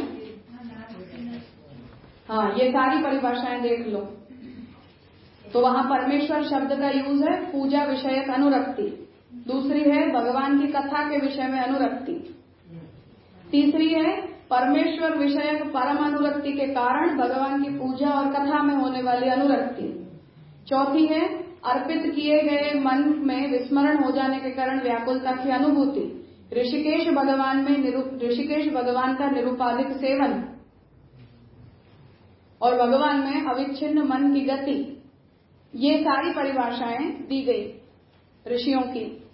अब इनमें जो है वो इतना सबका क्लियर है कि सबको अनुरक्ति है, पूजा में भी अनुरक्ति है और सेवा में भी अनुरक्ति है और कथा में भी अनुरक्ति है। तो ये तीनों शब्द वहां मिल रहे हैं। अनुरक्ति का आलंबन कौन है? तो परमेश्वर, परमात्मा, भगवान या ऋषिकेश हैं।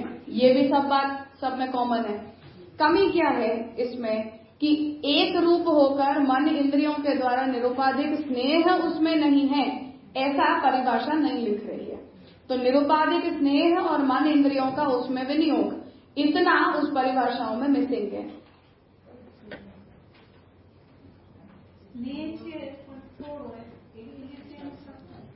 भगवान में स्नेह होना और भगवान की पूजा और कथा में स्नेह होना, ये दोनों अलग अलग बातें हैं। नहीं, ऐसा नहीं, ये लूजली नहीं यूज हो रहा है। आप जब ये बोल रहे हो कि परमात्मा विषयक अनुरक्ति, तो परमात्मा विषयक अनुरक्ति में परमात्मा विषयक पूजा कथा में अनुरक्ति, ऐसा आप नहीं कर सकते हो। जो लिखा है उसका जो अर्थ निकल रहा है वो उतना ही निकल रहा है। इसमें तो है ना नारद पंचायत निरुपाधिक ऋषिकेश निरुपाधिक तो इसमें दिया है। फिर मन इंद्रिय कहाँ है?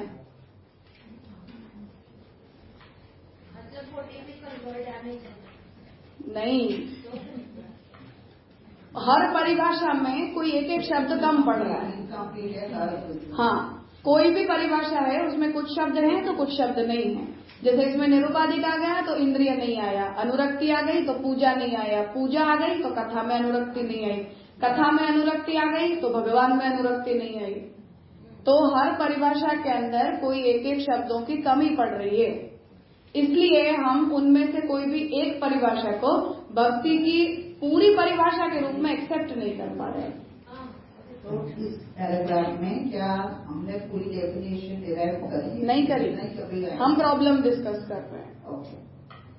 कि पूर्व पक्षी जो ये कह रहा था कि इसमें से हमें भक्ति का लक्षण नहीं मिल रहा, जो लक्षण रस को सिद्ध करे, फिर से प्रिसाइज लक्षण नहीं चाहिए हमें, ऐसा लक्षण चाहिए जो रस को सिद्ध करेगा, तभी तो हमारा काम बनेगा। लक्षण बना देने से कोई फायदा नहीं है, क्योंकि लक्षण परीक्षण टारगेट नहीं है, क्योंकि उससे तो भाव भी सिद्ध हो सकता है, तो उसमें पूर्व पक्षी को कोई प्रॉब्लम भी नहीं है। लक्षण ऐसा बने कि जो रस को सिद्ध करे। अच्छा, ये जो लक्षण कोट करेला हो ये थोड़ा अधूरा भी હોય ને, એમાં કદાચ એ પૂરું થઈ શકે એવું નહીં હોય। आप एक शास्त्र में 4 वाक्यों में 4 बातें कहोगे, उससे लक्षण परीक्षण नहीं चलता है। एक ही जगह आप पूरी बात बोलोगे तभी वो लक्षण माना जाता है। ये वचन में निरुपाधिक तो ऋषिकेश के साथ जा रहा है, सेवन में नहीं जा रहा है। वही तो बात है कि कहीं कहीं कुछ कुछ कम पड़ रहा है। આનો અર્થ બરાબર સાથે કેવી રીતે થાય? ન એકઈ મન ઇન્દ્રિયાદિ નિરુપાધિ સ્નેહો ભક્તિ ઇતિ લક્ષણ। इसलिए कोई भी परिभाषा, कोई भी एक भी परिभाषा में से मन इंद्रियों के द्वारा जो किया जाता निरुपाधिक स्नेह होता है, वो भक्ति कहलाता है, ऐसा लक्षण हमें नहीं मिल रहा।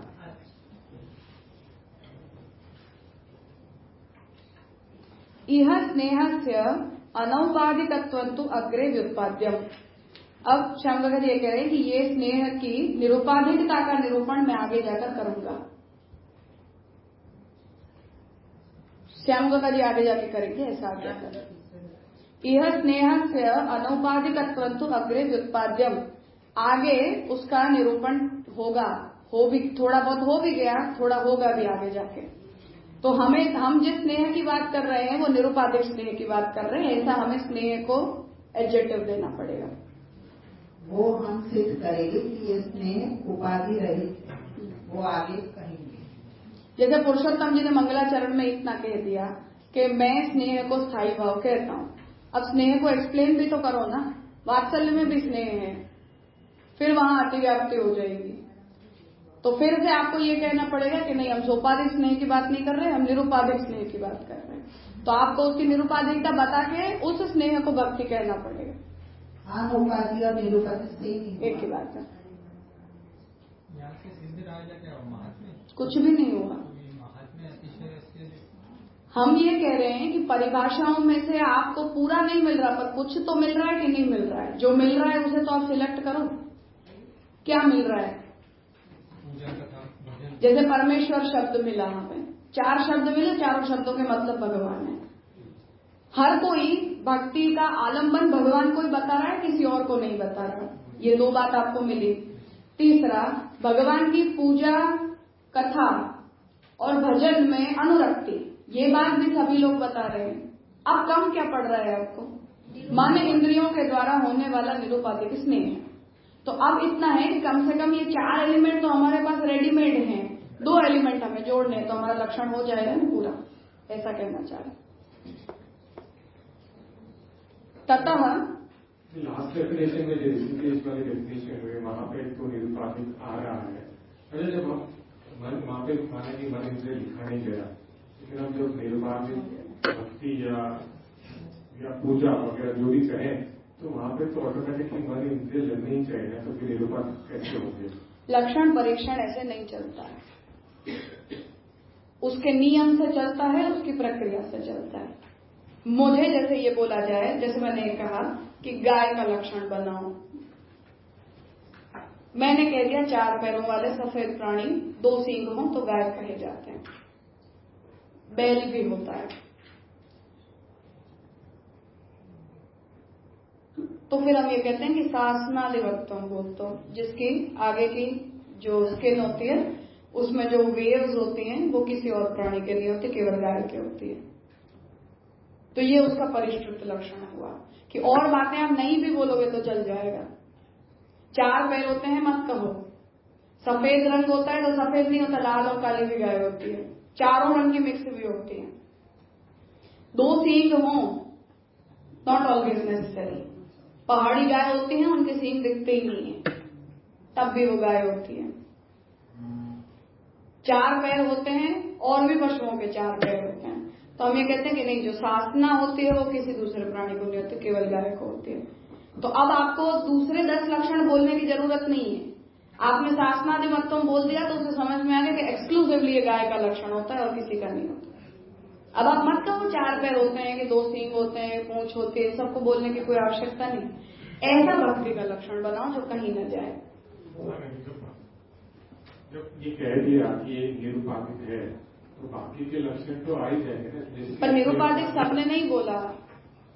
दूसरी बात, भाव मेरा निरुपाधिकता का है, मानो मैं सेवा पूजा नहीं करती हूँ तो भक्ति नहीं है, वो है, फिर भी वो भक्ति है। मानो मैं सेवा करती हूँ, कथा नहीं करती,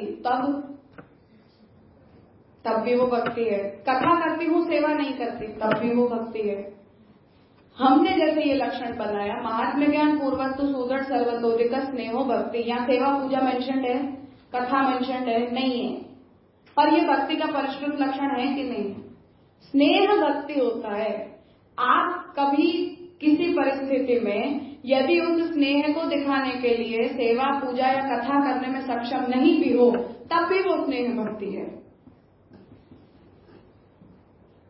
तो सेवा पूजा और कथा करने से भक्ति नहीं सिद्ध हो रही है, स्नेह से भक्ति सिद्ध हो रही है।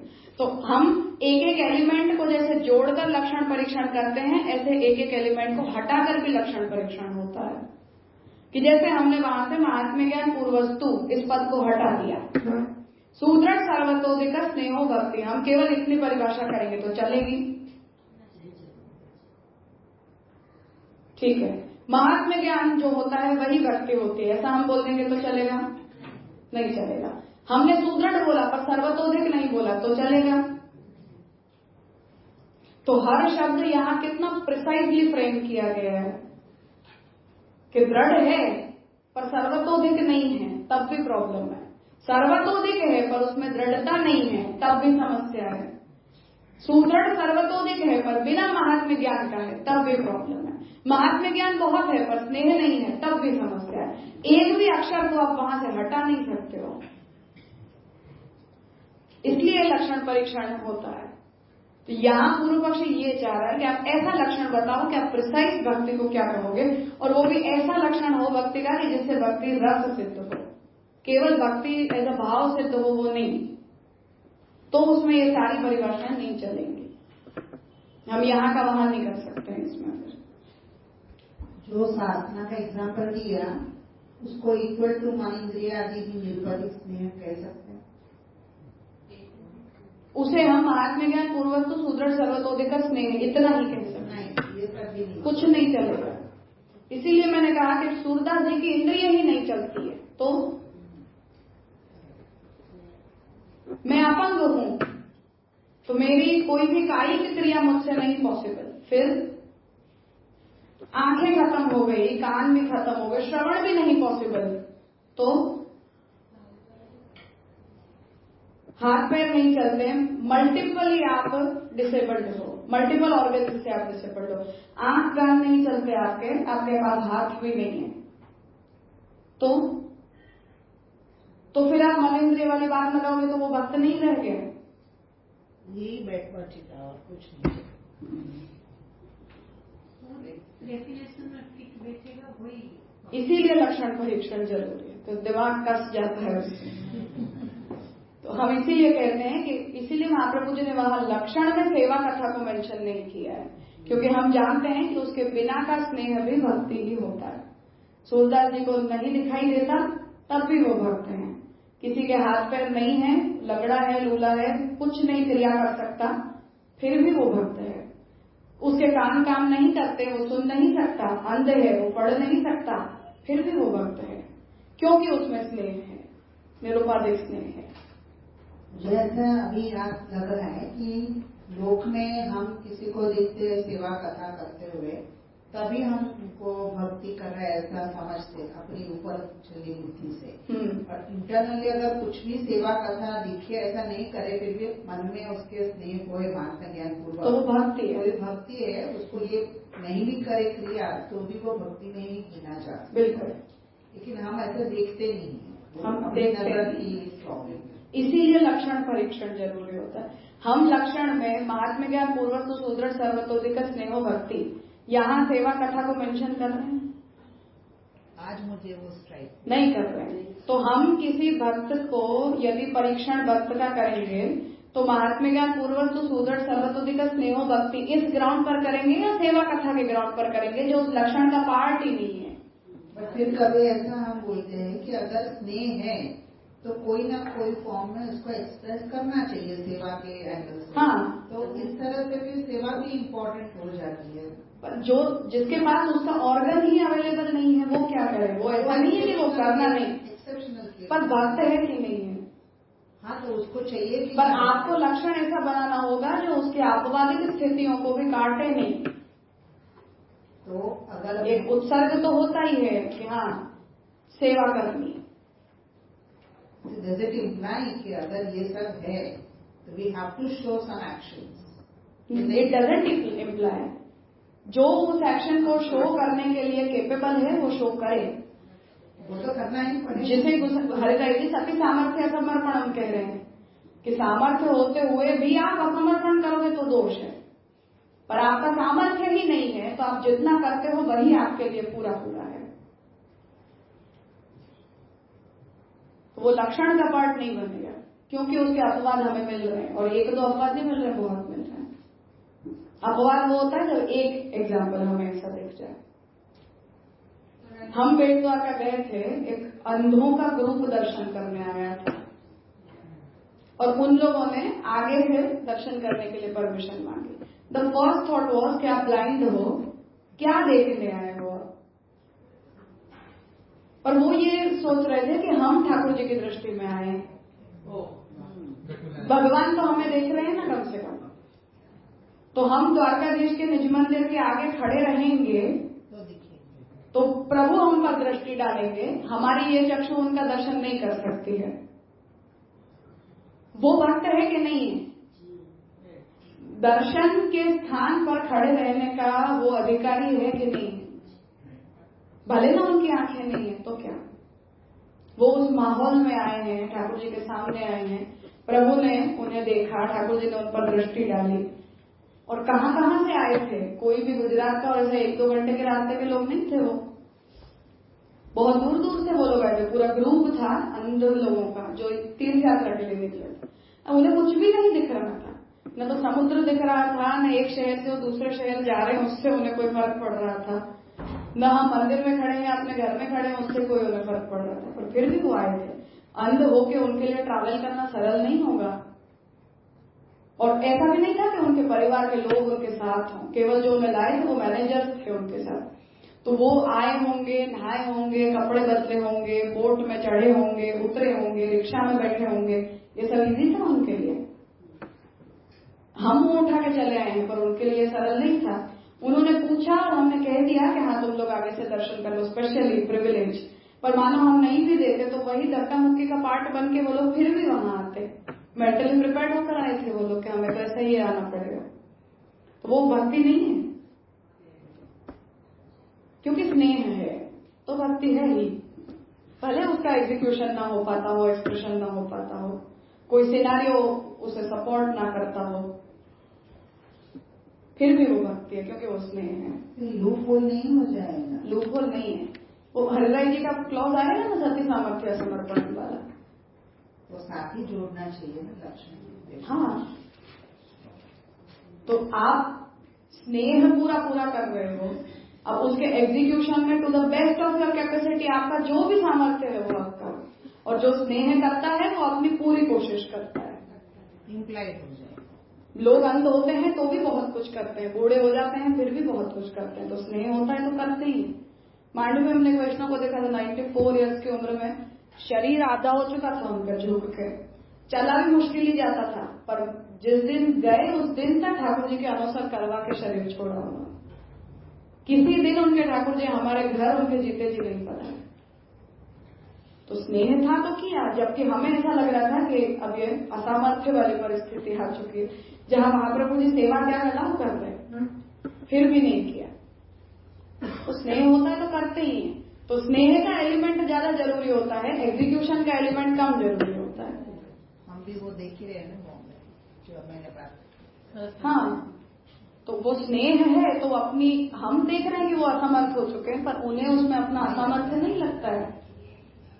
उन्हें ऐसा ही लगता है कि हम अब भी सब कुछ कर सकते हैं, वही बोलते हैं। हाँ, तो अच्छी बात है, उन्हें करना ही चाहिए। इसलिए मैंने आपसे कहा था कि उन्हें नहीं रोकना चाहिए। हम सबकी दृष्टि से लग रहा है कि हाँ पता है, पर वो भक्ति मार्ग की दृष्टि नहीं होनी चाहिए। लौकिक दृष्टि हमारी जो भी है वो अपनी जगह पर है। तो तात्पर्य है कि क्या इम्पोर्टेंट है।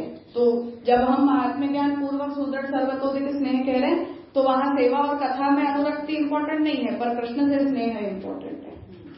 तो वो है तो वो अपने आप एग्जीक्यूट होगा। ભક્તિની પરિભાષામાં મહાત્મ્ય જ્ઞાન પૂર્વક એ લક્ષણમાં બરાબર બેઠે છે, તો और એનું એક્ઝામ્પલમાં લઈએ મહાત્મ્ય જ્ઞાન નથી હોતું, इसीलिए पूर्वक शब्द को महाप्रभु जी ने स्पष्ट किया है कि महात्म्य ज्ञान पूर्वांग हो भी सकता है और महात्म्य ज्ञान की निवृत्ति पूर्वक भी स्नेह हो सकता है। तो वो स्नेह भक्ति का साहचर्य स्नेह के साथ है, भक्ति का साहचर्य महात्म्य ज्ञान के साथ नहीं है। न्याय बहुत जरूरी है। अवधेश जी का लक्षण परीक्षण की प्रैक्टिस बहुत जरूरी है, तभी हम अपने दिमाग का ऑप्टिमम यूटिलाइजेशन सीखते हैं। तो ततो भक्तेः स्वरूप लक्षणम भक्ति मीमांसक महर्षिषु अति विवादम सामान्येन अभिमतम च परिलक्ष्यत इति न तेषु विसंवाद लेशोपि। अब यहाँ श्यामका जी आज्ञा कर रहे हैं कि हमें ये लग रहा है कि भक्ति के स्वरूप लक्षण का भक्ति मीमांसक ऋषियों ने जो विवेचन किया है अति विवाद, मतलब हमें ऐसा लग रहा है कि सब अलग अलग बातें बोल रहे हैं, तो उनका सामान्य अभिमति से यदि हम उसको लक्षित करते हैं तो किसी में विसंवाद हो ऐसा तो हमें नहीं ही दिख रहा। अलग अलग बात जरूर कह रहे हैं पर कोई एक दूसरे का विरोध नहीं कर रहा है। एक पॉइंट पे सब एक परिभाषा नहीं लिख रहे हैं, परंतु कोई एक दूसरे की परिभाषा से विरुद्ध जाके परिभाषित कर रहा हो ऐसा तो नहीं हो रहा है। तो विसंवाद हमें कहीं भी नहीं दिख रहा, इतना हमें कॉमन फैक्टर वहां देखना चाहिए। तथैव कारण कार्य प्रयोजन लक्षणान्यपि भक्तेः शक्यंत एव। तो जिस तरह स्वरूप लक्षण में हम एक रूपता विसंवाद देखो, विवाद मत देखो, विसंवाद की दृष्टि से अगर हम देखें तो कोई ऐसी विरोधी बात नहीं बोल रहा है, और अगर हम ये कह देते हैं कि नहीं आप सबकी परिभाषा हमें एक्सेप्टेबल है और मिला के हम भक्ति के स्वरूप का विचार करेंगे तब आपको कोई समस्या नहीं होगी, कर लेंगे, किया नहीं है, एक प्रक्रिया है सोचने की।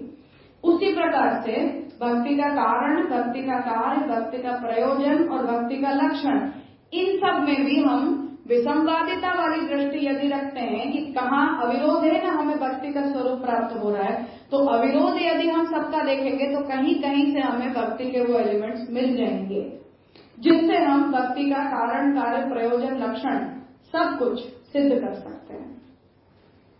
कैसे करेंगे तो श्याम जी आगे बता देंगे। वही बात सुने ना, सिद्धांत मुक्तावली में बोलते हैं कोई ऐसा पूछा जगत को, कोई ऐसा पूछा, हाँ कुछ ब्रह्म से ही बोलते हैं, अक्षर को ही बोलते हैं, तो वही हुआ ना, उन्होंने भी सबको ज्वाइन करके फाइनली बताया। हाँ, तो हम यही कह रहे हैं कि जैसे हमने सबसे परमात्मा, ईश्वर, सब भगवान के लिए बोल रहे हैं, ये कॉमन ले लिया। अनुरक्ति, इसे हमने कॉमन फैक्टर के रूप में ले लिया। अब आप भक्ति में जो भी कमी है उसे जोड़ दो, पर सब भगवान का ही आलम्बन ले रहे हैं, सब उन्हीं के प्रति अनुरक्ति का भाव ला रहे हैं। इतना तो आप सामान्य लक्षण इन सभी परिभाषाओं में देखते हो, ऐसा शंकर जी आगे करते हैं।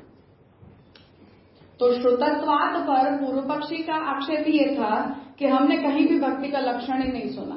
तो आपने इतने सारे लक्षण सुने, उसमें कुछ तो सुना कि नहीं सुना?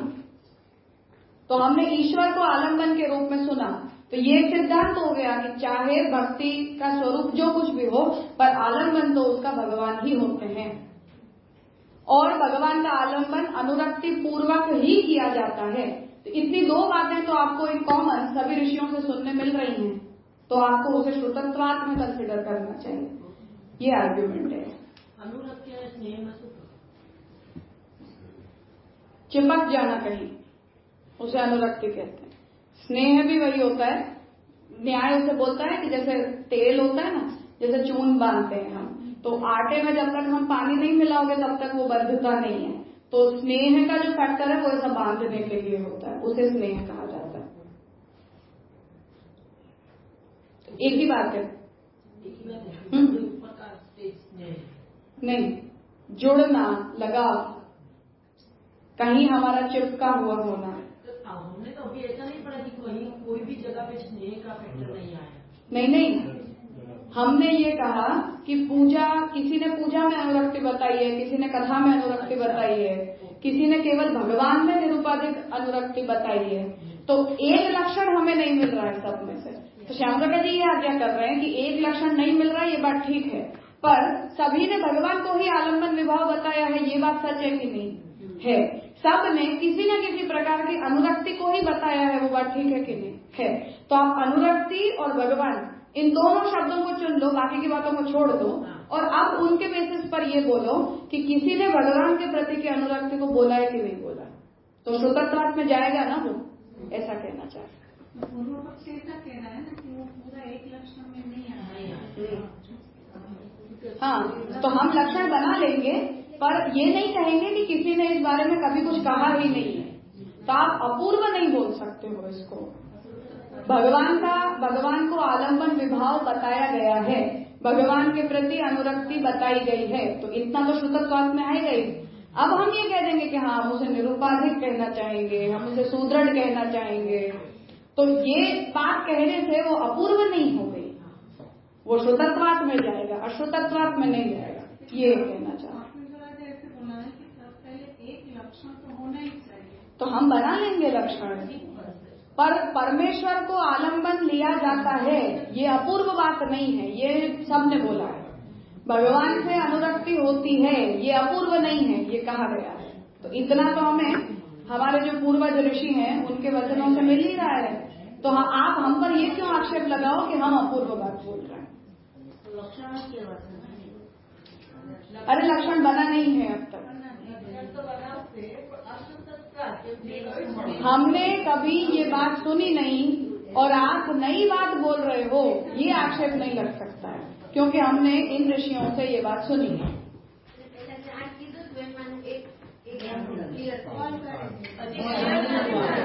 शुरू हुआ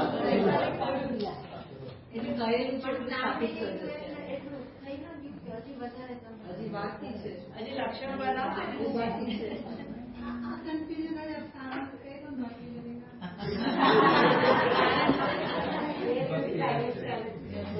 સારાંશ ખબર જ છે કે ભક્તિ રસ છે।